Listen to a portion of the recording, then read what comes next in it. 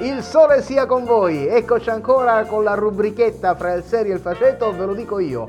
Oggi parleremo del termine amico, amico in italiano. Tutti pensiamo di avere amici più o meno stretti, ma se si sente dire amico di cappello significa che è una persona con la quale al massimo scambiamo il saluto, non abbiamo tanta confidenza.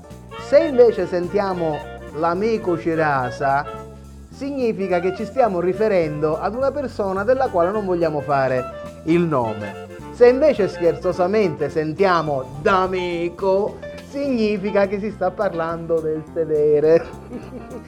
Ci sono diversi proverbi che riguardano l'amicizia e come tutti i proverbi naturalmente si contraddicono.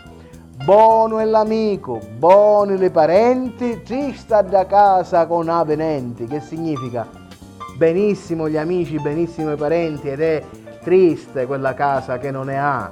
Però il detto che lo contraddice recita: chi cerca amici e parenti cerca corna. E questo si è capito, non c'è bisogno di tradurlo.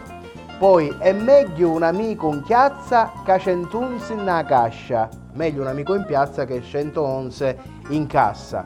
Ma un proverbio che lo contraddice si esprime così: li veri amici e li veri parenti sulle quacciutari con l'ali bianchi, cioè con le ali d'argento. Quindi i veri amici e i veri parenti sono poi i denari. Non c'è specchio migliore di un vecchio amico.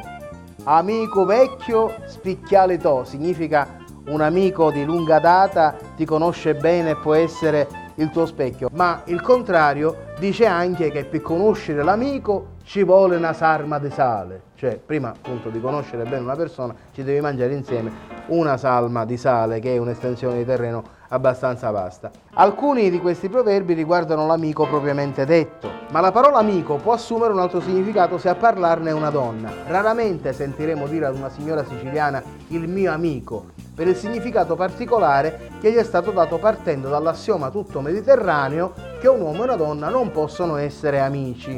Se una donna dice il mio amico, sta parlando di persona a lei molto intima. Quando infatti si sente chi ci fici corna a suo marito con l'amico, praticamente la Vox Populi ha stigmatizzato che la donna è fedifraga, il marito cornuto e l'unico dato incerto è la proprietà dell'amico. Era di lei o era di lui? Certamente comunque non era un amico.